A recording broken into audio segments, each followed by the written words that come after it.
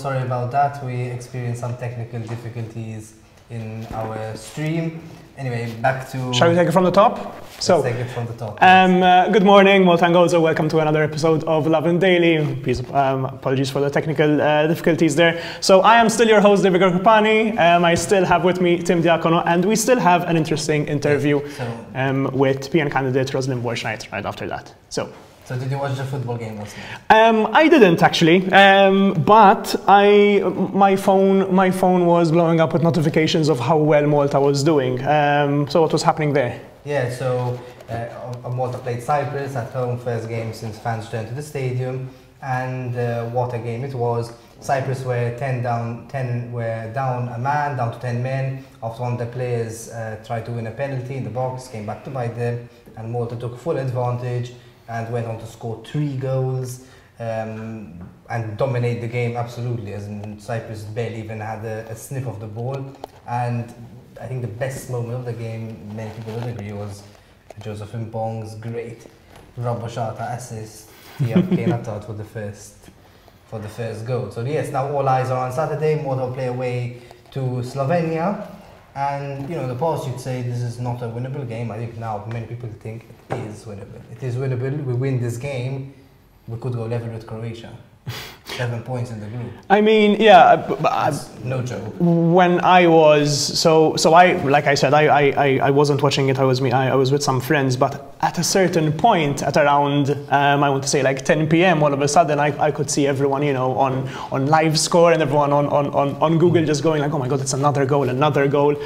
To be honest, frankly, at a point I thought that like England or Italy were playing the area as it is Malta, and we are winning 3-0. You know, you had Health Minister Chris Fearn as well on the match, just going for Malta and all of that. It was very interesting and very exciting to see, you know, Malta so victorious. Something that we're maybe not used to that much, but something that maybe could be changing very soon.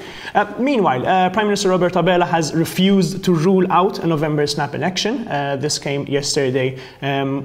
After it was questioned by Lovin Malta. The rumour mill, of course, has been running wild at the moment with rumours of a potential election coming before the end of the year. Earlier last weekend actually to be exact, when the budget was confirmed for an 11th October date, the rumour mills restarted and reignited, you know, that maybe we are getting an election earlier than usual, earlier than planned. But Robert Abela didn't really rule it out, you know. He said instead that he's fully focused on the upcoming budget and he's determined to work on it, announce it and implement it. Now, of course, this is a little bit weird considering that, you know, he specifically pledged not to call a snap election. I mean, just 3 months ago, he was saying that the legislature will last until June. In the meantime, you have, you know, PN's media wing net saying that the election is potentially slated for anywhere between the 13th and the 27th of November. We have yet to see, of course, what will end up coming of this. There are a lot of things to consider, whether it's a winter versus a summer election, whether the COVID restrictions would have been lifted a little bit more to allow, you know, the vital part of an election, which is the mass meeting. We have yet to see all of that. I don't know what you make of it, Tim. I personally don't think it's going to happen in November. I mean, I know there's lots of rumours. I think it doesn't pay him after his promise so many times that it's going to be it's going to complete the full term. I mean, again, there's also the aspect of the mass meetings to take into account. I think, though, what's happening is that the PN was still so burnt from the last election where Joseph Muscat called a snap election, caught them completely off guard, and they had to come up with a campaign from scratch, that they're like being really determined not to let it happen again. So every time there's a bit of a sniff that there's a potential election. It had happened last year as well, right? There were the same rumours last year that there's going to be an election 2 years, a year or two early. It wasn't. So I don't see why he would wait 6 months unless there's something that either he's really scared of the opposition, or there's something else that we don't, or other things, or something else you don't know about. Yeah, vigilance is key. That might be proven wrong, but I don't think it's going to happen. But he did say something else very important in his press conference yesterday, which is concerning the new cannabis reform law. So we still don't know the details of this bill, which is meant to decriminalize cannabis for personal use, but he made a very important statement, which is that the bill has to include some kind of legal channel from which people will be able to buy the plant. And the reason being is that if there isn't, the only thing it's going to do is it's only going to strengthen the black market. You're going to decriminalize weed further and make it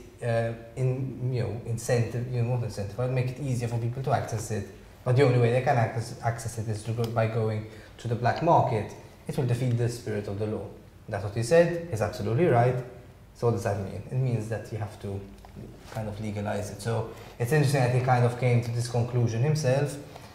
He wasn't in favor of it before, but it's the natural conclusion, I think. At the end of the day, you either, there are three options. You either allow users to get punished by the law, police arresting them and everything, or you decriminalize further and strengthen the black market, or you allow some kind of legalization. And for me, the option is obvious. Yeah, of course. I mean, and it's been a long time coming, I think, as well. The public has been very eager and very ready to discuss all of this for quite some time now, so it's good to see some sort of movement. We've seen success stories from beyond our shores, so I think why not, be the next country to trailblaze in any sort of way on this reform. Meanwhile, speaking of reforms and speaking of initiatives and speaking of new initiatives, Malta will guarantee home loans for people with certain medical conditions. This is a thing that has been going on for quite some time now, that even if you have any medical conditions, even past medical conditions, it would be pretty much impossible to get a life insurance, an extension, a bank loan, an extension, owning property. Now the state has offered to pretty much step in as a guarantee. 30 million euro have been allocated from the citizenship fund, and all these people who have a medical condition can finally, become property owners themselves, can have life insurance. It's aptly named the New Hope Initiative. It was announced yesterday by Prime Minister Robert Abela. Of course, Lovin Malta has been following the story for quite some time now. We had spoken to Mark Anthony Cremona, a person who was born with a heart condition and practically unable to get life insurance. It seems like it really had touched Housing Minister Roderick Galdes, but he was moved by it. They met Cremona, and well, one of the results is this awesome initiative, which I think has been long overdue as well. Yeah, these are the sort of things we need to see more of. Public funds actually being appropriated to an actual good cause. Let's hope there's also more initiatives, because there are other people who cannot access the property market for reasons, or find it tough for reasons, not because of their health, but because of the market itself being way too expensive. But overall, yes, a very good initiative.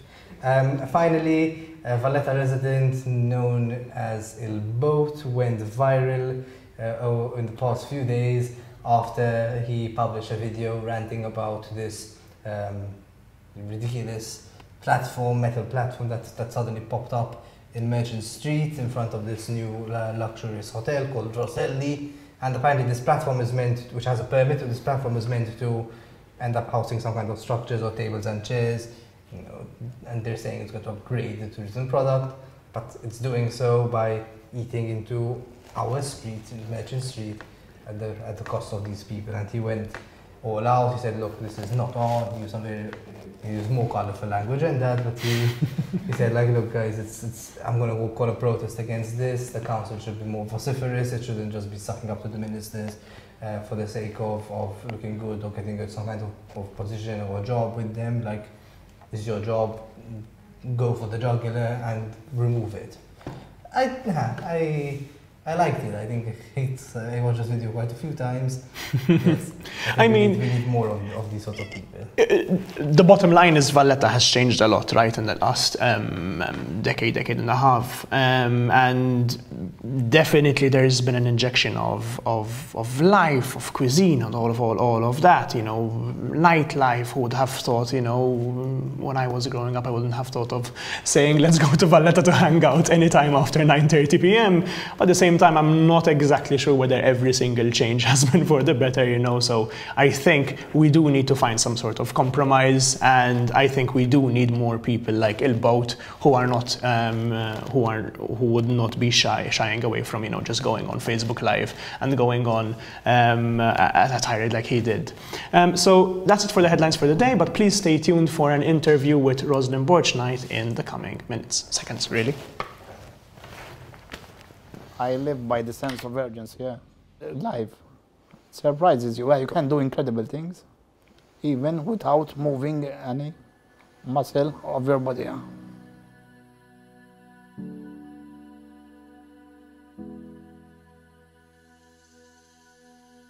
Għajjejt nibbat in-nies lura d-dar ngħidulhom li ma nistax ngħinhom. Ma li kont naqra li l-isma kien hemm l-ebda tip ta' trattament magħruf, allura kienet sentenza tal-mewt pratikament. Jekk tkun tħobb persuna jiena nemmen li tagħmel kollox għalih. We started realizing that most of the people with ALS, they don't have the necessary support they need at home. Tu għalhekk huwa ta' interess nazzjonali dal-proġett jiġi miftuħ kemm jista' jkun malajr.